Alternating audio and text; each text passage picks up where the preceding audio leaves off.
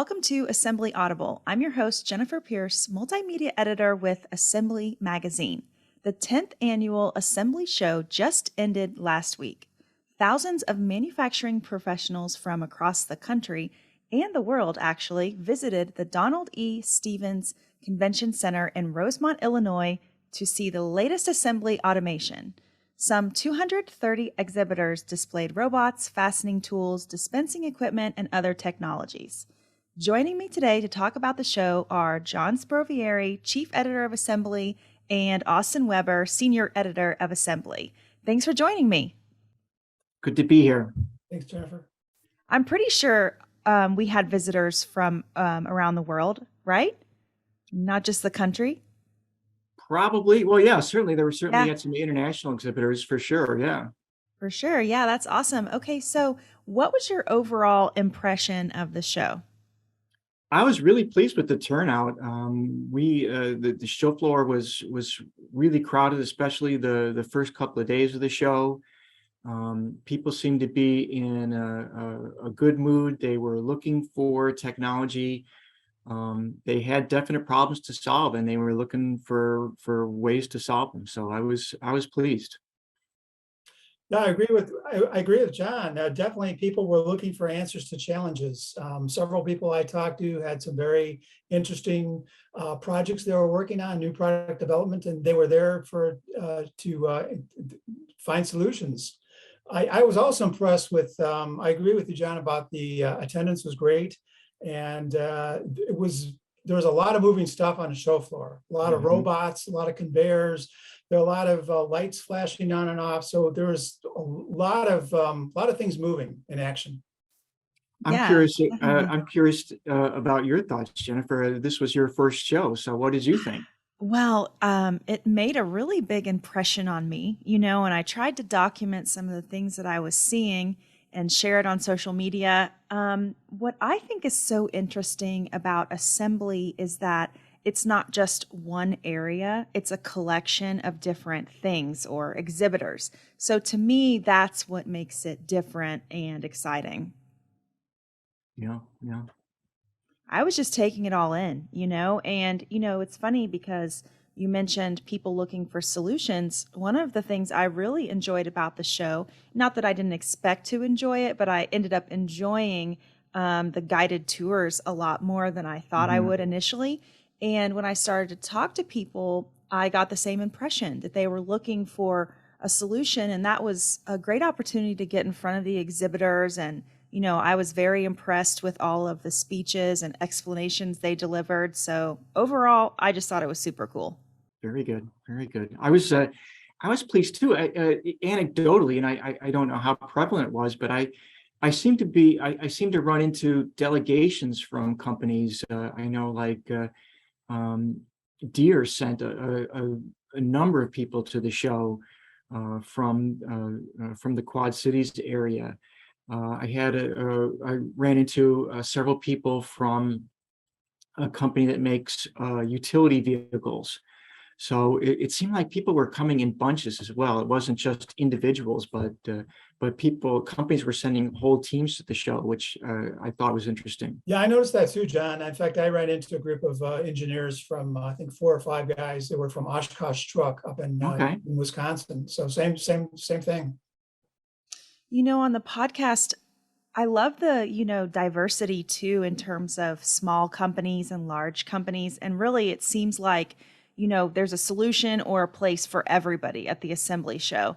And I foresee and would love to see, I've done a couple of podcasts this year with, Urban Manufacturing Alliance, talking about now is a new day for small manufacturers. So I predict that in the future, we're going to see an even wider variety of companies and requests, if you will, coming to the show. Yeah, that's a good point. I mean, it's not just automation. I mean, certainly robots are there and automated assembly systems are there and conveyors, but if you do manual assembly, if you're doing low volume production, I mean, there are suppliers there offering fastening tools and workstations and ergonomic aids, lift assist devices, and things like that. So it isn't just high volume production, or it's not just for, the big OEMs. Yeah. So what did you think of the keynote? I thought he did a great job. One thing that struck me that he talked about, and this was Charles Weatherington, the CEO of BTE Technologies, by the way. One thing that struck me is that his company is dealing with some of the same issues that a lot of OEMs in a wide variety of industries are dealing with, and that's this getting components, getting microchips and electronic parts that he can put in his medical devices, and how his team is having to redesign some of the equipment kind of on the fly to accommodate some of these shortages. And I thought that was interesting. Austin, what did you think? Yeah, I thought so too. I thought he did a great job. Very well spoken. It's very interesting. What we were just talking about a few minutes ago, the small companies being at the show. His company, BTE, is a company I had never heard of before. I'm sure I've used their products at some point or another in the past, but I've never heard of the company. I was very interested in what they do. And it just goes to show that Industry 4.0, a lot of people think that that's only for the big guys or people making automotive parts or vehicles. It just goes to show that a small company that's very specialized, they don't do a lot of high volume, as a very low volume production. But it's very interesting to hear more about their challenges and how they're going about producing their products. Yeah, I also like the sort of antithetical, if you will, thing he talked about a batch production. And in lean, it's you're trying to avoid batch production, but in his case, batch production actually improved productivity and efficiency, because he was able to make like a half a dozen full, complete products or sub-assemblies at the same time. It took just as much time to retrieve those parts to do one assembly as it did to do six. So why not do six and then get be prepared for when orders came around. I thought that was kind of an interesting sort of again, not the traditional way of thinking about lean, but it all just comes down to applying tools to the right situation, and matching ideas and strategies to what your particular situation is, and what you're actually measuring. Yeah, and another thing Chuck Weatherington brought up that I found very interesting is his background. He spent a few minutes talking about his engineering background, and what I found fascinating is how he really came up through General Electric, cut his teeth in the GE appliance side of the business, and now here he is in the medical business. And it really goes to show what we cover a lot in assembly, that a lot of the challenges and the issues that come up in various sectors of manufacturing in one area can be applied to another, completely different product sector. And so I found that very, very interesting myself. Mr. Weatherington, of course, seems like a natural business leader with lots of experience, but he's also kind of definitely actually a manufacturing leader in the community, because he's associated with, what is it, NAM? National So Association I of thought that, Manufacturers, he, had both of those perspectives, not just the business, but also, community, and he cares about the industry as a whole. So that really came through the keynote, I thought. Yeah. Okay, well, that's great. I know actually, so we also had, this is going off script a little bit, but we also did the Plant of the Year Award, which I thought was so cool. Bros brought some of their employees from the factory to receive the award, and I would love to see more of that, because it's like we always talk about, the people on the floor, are the ones who have hands-on experience and bring a lot of value, and we can learn so much from them. So I thought that was really neat. What did you think of that? I agree with you 100%, John. That was very impressive.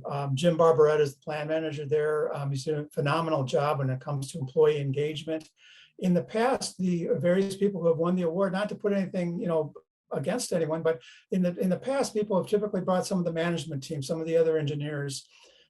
Jim decided not to do that. He brought 6 operators from the plant floor, took them away from their jobs for a few days, gave them an opportunity to take a trip.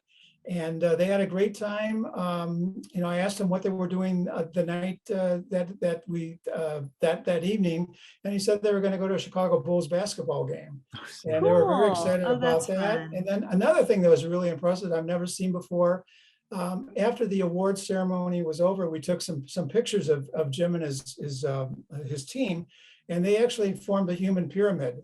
So that was Right. extremely unusual, so that kind of goes to show what, when you put your faith in your operators. I mean, obviously there's a lot of, they're doing a lot of good stuff with technology and automation, but it really all comes back. We keep hearing this time and time again, you've got to have the right people, and they're definitely doing some good things there in Tuscaloosa. So hats off to Jim Barbaretta and all the operators, entire team that was there at our show, and then all the people back home in Alabama. Great job, guys. For sure. Yeah, everybody belongs at the assembly show. I mean, that's the impression that I got, and I thought I was so impressed with how the exhibitors, because I felt like even a person like me, I could be a little bit intimidated when you're talking to somebody who has such a high level of expertise or produces, such a specific product. But I felt like everybody I saw gave really wonderful and also simple explanations. And I thought that's really to be commended, because of course, we have our niche audience and our industry audience, but I think it's really important that everybody know that they're welcome to just come learn and check things out, And I was also really impressed by the quality of things that we have at the show. And it's really hard to explain to people how many different things are going on. We've got the learning center, we've got the workshops, we've got the presentations. So there really is, no limit on what you can participate in at the show. So that was really neat. Yeah. Okay, so what were some of the new products that caught your attention? Oh boy. Well, I mean, there were so many, but one thing that stuck out for me was a robotic assembly cell that was produced by Hoosier Feeder. This is a parts feeding company, and they created a feeding system for clips that these are the clips that are used to attach the plastic fascia for an automotive interior component, like the inside of a door panel. And that's snapped into the metal frame. But to do that, you need this little plastic or metal clip to do that. And traditionally, people would have to put these clips on by hand. But that's, if you're doing thousands of cars a day, and installing thousands and thousands of these clips, it can get tedious, I'm sure, and it represents an ergonomic hazard, and God forbid if you should accidentally miss one. So Hoosier Feeder developed a way to not only feed the clips but send them to a end of arm tool for a robot, and now a 6-axis robot can install the clips on this automotive component. I had never seen that before. I thought that was a really cool idea, and chatting with the guys there, they said they had already sold 10 early on in the show, and so that really speaks to the success of that product. Yeah, I stopped by that booth too, John, and talked to them. Very interested too, as well. Very, very interesting technology, and they had a lot of people there at the booth. So. Mm-hmm. So what is it about that that's new? Is it because of the tedious process that the robot's doing, or what is it about that specific product that really struck you? I think it was the challenge of feeding that little component. It's this little clip. It could get tangled. It could not be aligned right. It has to be fed at a high volume. Some of these panels might have 6, 7, 8 clips on them, So, you have to feed these pretty quick, and they had to be for automation. It's got to be reliable. So, I thought that was how they solved that, and was ingenious. I agree. I saw some really cool technology having to do with, we've been talking a lot about factory of the future, industry 4.0. There was some very cool technology there on the show floor. Companies like Acerta, Light Guide, Pico. A company that was way in the back, actually was the very last row in the show, a company from Germany called Connexion. Their US operations are based in Chicago, but I talked to them. They've got some really cool technology with that does a tool location system. So I was really interested to see that in action. I actually did an article on that topic back in our June issue.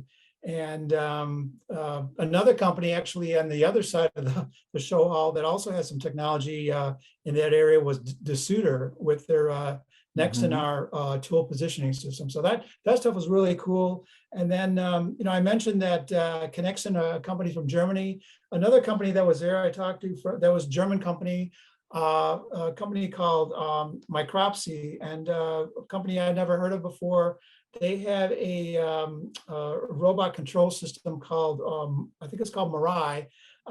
Basically, it allows robots to handle variance in position, shape, and movement. And so they had some interesting stuff as well. I was very fascinated by Light Guide, and I'm just now starting to explore more about the products. And of course, you guys know already, I like big picture thinking. I like talking about concepts a lot. So, I've been thinking a lot about the role of the assembler, and how that trajectory is really interesting and how we're going to see that change in the near future. hmm Yeah, there were a lot of aids. There were a lot of things. Yeah, like you pointed out, there was a lot of software available. I think there might have been. I'd have to go and check, but it seems like there was a record number of software companies at the show this year. Doing things like visual work instructions or paperless work instructions, anything to help the operator, help the assembler, do his or her job better. With companies, struggling to find workers, there's, you've got to bring people up to speed quickly. Um, so there was a lot of technology out there to help, air-proof the assembly process and make manual assembly easy. Our next question is, who had the most interesting booth? And I will say that, okay, you guys know I love branding and certain elements of marketing, right? So I thought Fanuc had a really nice, extremely impressive booth. And one of the first things I was drawn to was the cobot that had the bicycle. And, it turns out, and this was an interesting part of the podcast. So they won the award, New Product Award for robotics, right? So I was speaking with Brian and I said, do you have an interesting story or about the development of this product? And he said, well, most of their robots or all of their robots are yellow, and that's what they're known for. So they came out with this green cobot and everybody's talking about it. And I thought, wow, that's really genius, because my eyes, in the sea of yellow, my eyes went directly to the green. So I love it when, the branding and the technology and all that stuff comes together. But what did you guys think? Who had great booths? I just aside there, Jennifer. Yeah, I agree with you on the Fanuc booth. The thing that caught my eye is the bike that they had. Yeah. The bicycle they kept turning over. What really caught my eye when I looked closer at the bike, it was made by Detroit Bikes, and I was at that factory a few years ago. They're on the west side of Detroit, so I was very curious to see that.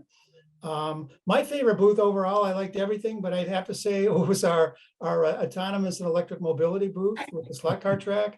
That seemed to get a lot of attention, a lot of play, no pun intended. But in fact, John and I got a chance to race each other on it on the last day of the show.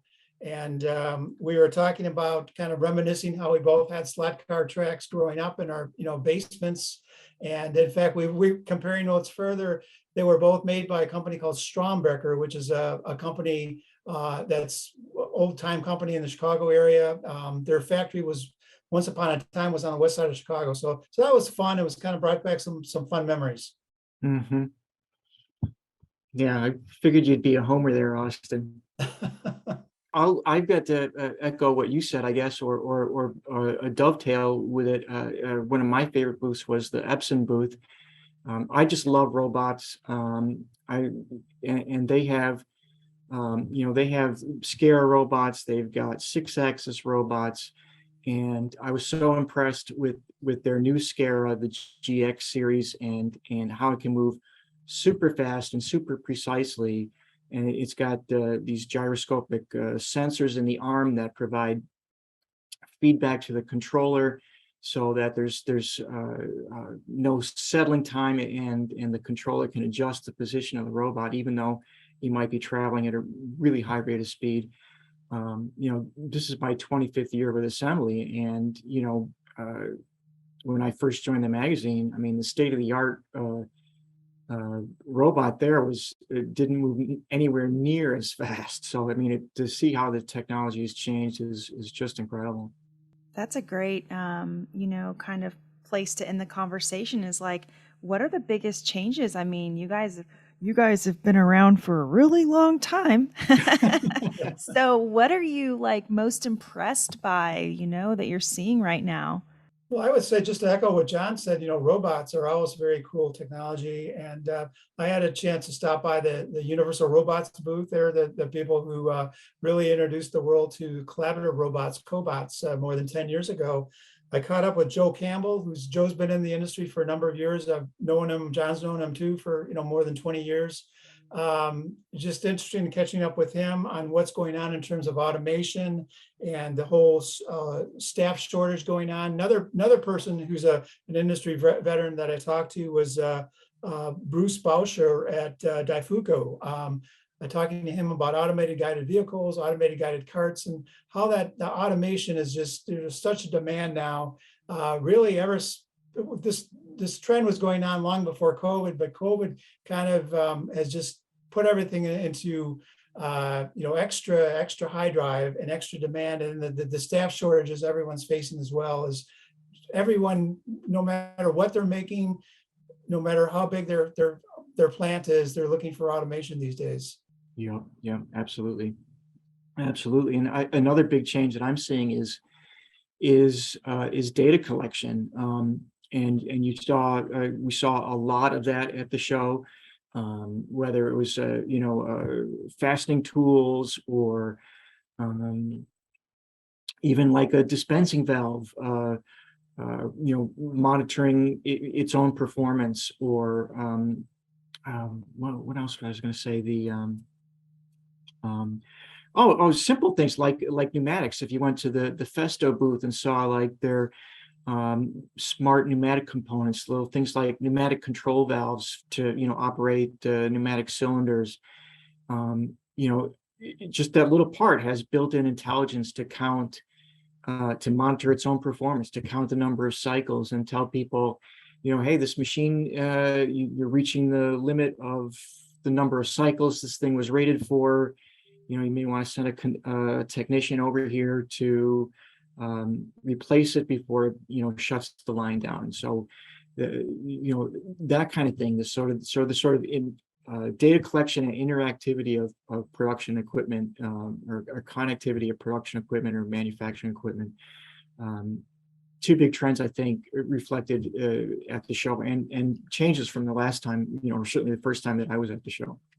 We really could, with 230 exhibitors, is that what it was? We really could highlight and, spend hours talking about all of the different booths, and just, how much standout and wonderful stuff there was at the show. Yeah, absolutely. Okay, well, thank you so much for your time today. Likewise. Thanks, Jen. Okay, so if you missed this year's Assembly show, you missed a lot. But don't despair, next year's show will be held October 24th through the 26th, right back in Rosemont. And the Assembly Show South is coming up on April 4th through the 6th in Nashville, Tennessee. For more news and insights on assembling discrete parts into finished products and the people behind it all, visit our website, assemblymag.com. And be sure to subscribe to the podcast to keep up with our latest episodes. We're also on LinkedIn, Twitter, Facebook, and YouTube, so we invite you to follow us there too. This has been Assembly Audible. Thanks for listening.